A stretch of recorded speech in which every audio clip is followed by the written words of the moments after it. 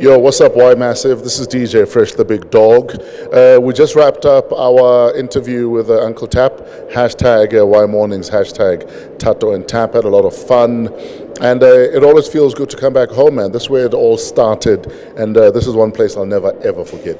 YMornings, 5 to 9 a.m. We're hanging out on YMornings, and we've got the legend himself, the big dog, in the building, DJ Fresh. Good morning once again, Fresh. Yes, sir. Thanks for having me, man. So, you're back where it all started for you, back in 1997. I guess that's where we'll start. One thing I've always wanted to find out from you is, how did you find out about a radio station named YFM that was going to be started? What was the audition? Was there an audition process? Yes, sir. And how long did it take before you actually were on air? Take us through that journey. Okay, so I relocate to Johannesburg in end of 1994. Yeah. I find a little flat on the corner of Empire Road and Louis Botha. And, I'm going about my business, just trying to get educated. So I was doing a media studies diploma at Boston, but it was RAW accredited. So some of our classes were actually at RAW. Oh, wow. Yes, and that's when RAW had not so many big black guys going there at the time. So sometimes you felt watched walking like in the library at the Rand Afrikaans University. But anyway. Which they then tried to change to the Rand African University. They were like, no, it's not Rand Afrikaans anymore, it's Rand African. I remember this because I applied to go to Rao and I got accepted to UJ. It was in that turnover time. Yes. Anyway, so I was one of the founding members of Boston Radio. In 95, 96. So 97, I've just finished doing my radio show and I'm going to my lecture. And one of the kids that I was in class with gives me the Sowetan, and he says there's a new radio station, they're having auditions, here's the classified. And he gave me the classified, and the next day was the last day of auditions. Oh, hectic. So I call them, Sis Pumi answers the phone and she says, listen, come in, bring your CV, bring a demo, and we'll also audition you. And I had what did a demo look like in 1997? It was a cassette tape, basically. And I mean, I'd been shopping demos around for years already. Sure. I mean, I was sending demos to Josie FM, Voice of Soweto. At some stage, I even sent, I think Radio Sky, I sent demos. I think I even sent demos to the next stations, just taking a chance. I was desperate. I just want to get on radio. Give me a mic. Let me do this. Anyway, so I went for the audition, and in the queue with me at the audition was Kenny Maestri, Oskido was there, Greg Maluka was there. Who you had a relationship at the time with Oskido, because he was sending music back to Botswana for you. I met Oskido 92, so we already had a relationship. Cool. And so we did the audition. So you see Oskido there and you're like, I'm in the right place now. This is the right place to be. In fact, I spent that whole time with him, just catching up, because I mean, he was busy running Kalawa, I was busy as a student. And as a student, I tried to stay focused. Sure. Because my mom said, go to Joburg, don't mess it up. In fact, it was the first time I heard my mom swear. Fail and you'll be back home. Exactly. Anyway, so did the audition and then I went back to my boring student life. But I bought a pager just in case they tried to get a hold of me. And the day I forgot my pager at home is the day they tried to get a hold of me. No, man. And you bought the pager for that specific reason. Exactly. Anyway, so they call the admin office at Boston in Orange Grove, and they page for me. I come through. They tell me, listen, these guys are trying to get a hold of you. I call them back. Chief, are you serious about this thing? Exactly. So Sis Pumi answers and says, you need to come back to be re-auditioned. So when I go back for the callback, Greg Maluka is the one re-auditioning me. Like, and you're like, wait, wasn't I standing in the queue with you? Exactly. Ha. And in fact, Greg, the way he tells the story is he realized the people he was in the queue with and that he stood no chance. Yeah. So he did a business plan. And no on-air chance. On-air chance. Okay. So he did a business plan and a management plan for them while he was in the queue with us. And then they realized that, this kid has management potential. Let's actually work with him. So Greg re-auditioned me. And then I think it was June of 97. There was a guy from, I think, Radio Deutsche Welle in Germany who workshopped us. Okay. And then he said, okay, I want this guy on the drive show. And this is all before the station has gone live. We're workshopping it, and this is in Bertram's, by the way. So this is June of 1997. And so we do all the workshops and everything else. And then we're told that, okay, these are the shows you're all going to be put in. And again, I go back to my boring student life because I was still attending lectures at the time. So by the time we go live, I'm doing my internship in advertising because I majored in journalism and copywriting. So I was at Grey Advertising, a very dull advertising agency. Do they still exist? No, probably not. But anyway, so yeah, I did my internship. But by the time I was doing my internship, we'd gone live with just music. Yeah. How long was that period where we were just playing music before any voices were added to I don't know that? if it was 2 weeks or a month. Because the first song was Makeba. It played, and then it was just music that flowed right through. So my Keba played on Sammy T's show on the 1st of October. Okay. When we first went live with voices. But anyway, so I remember I'd always been taxis going to campus. And before I knew it, every single taxi was playing YFM. the station that you're about to start on. And a part of me wants to say to the passengers, yo, I'm at work here. And they're going to be like, Oma, come on. Oh, where do I hear your voice? Can I hear you? What time is your show? You like, exactly. It's at 3. They're like, it's 3 now. No, Chief. You see, I'm not starting yet. I'm not. But it was amazing to watch this wildfire of just a music-only YFM spreading across GP. I mean, the invite to the launch party was a Molotov cocktail. A petrol bomb, Baba.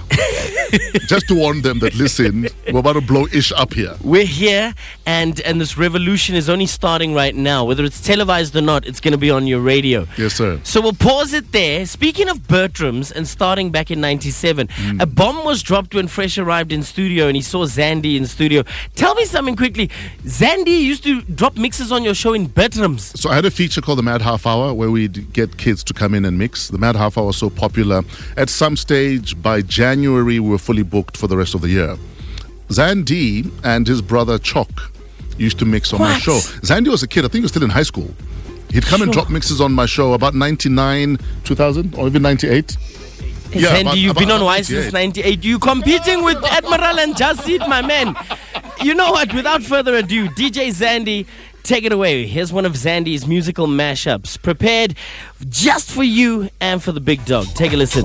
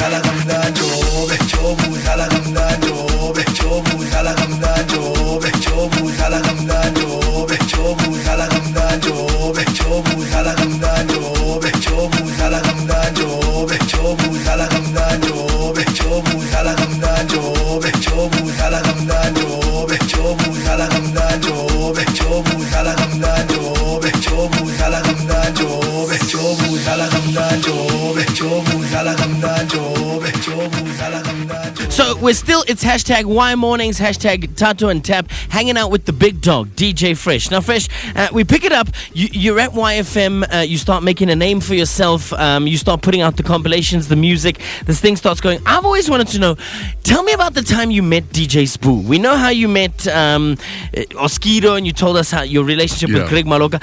DJ Spoo, where does he come into the picture? So Spoo was one of the many kids that wanted to come and mix on my show on the Easy Drive. The feature was called The Mad Half Hour. But Sbu was also that kid that always hung around. He was on the other side of the glass. He was there. He was always hanging around. But he wasn't an annoyance, though. And I Sure. think that's the difference between if you want to be seen or you want to be kind of noticed. Because the minute you start being an annoyance, then you need to leave. The minute you make me feel like I don't want to walk outside to my car and leave because you're standing there. Absolutely. Anyway, so because Sbu became a regular on the show, and then I think Camel started sponsoring the feature.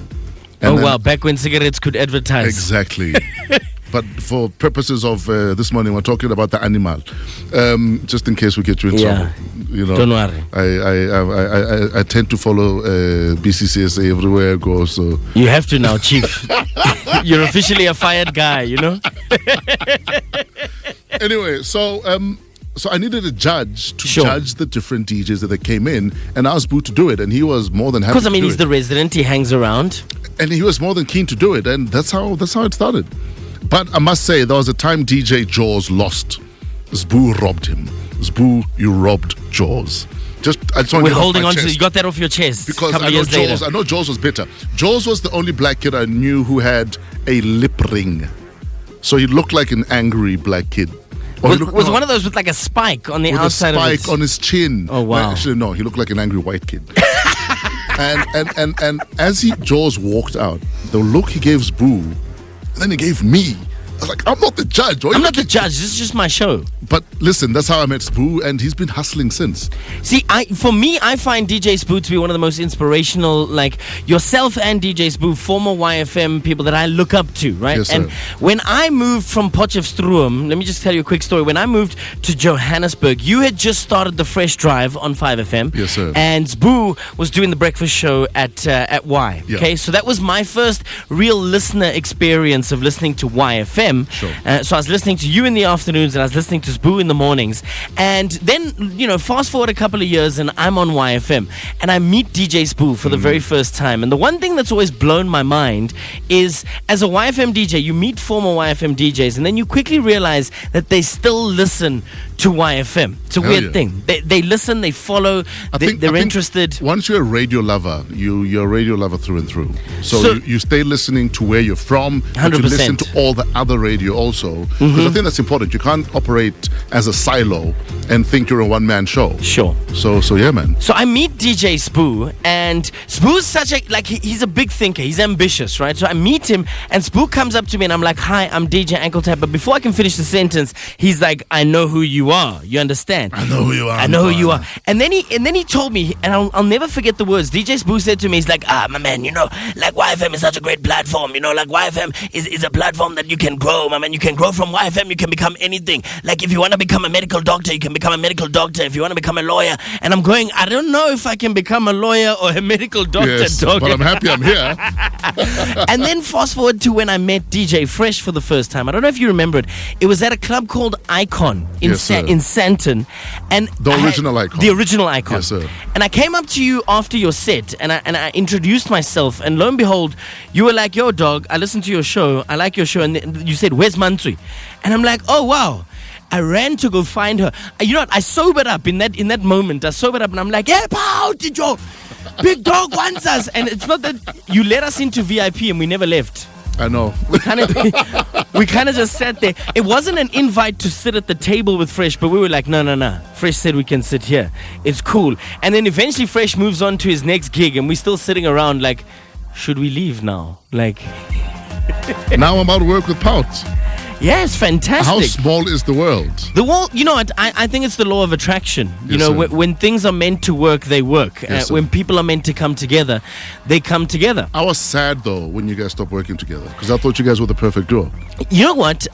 We were both surprised and sad ourselves. It was literally being called into an office and being told, "Yo, we're moving." First, it was we're moving you away from breakfast, right? Sure.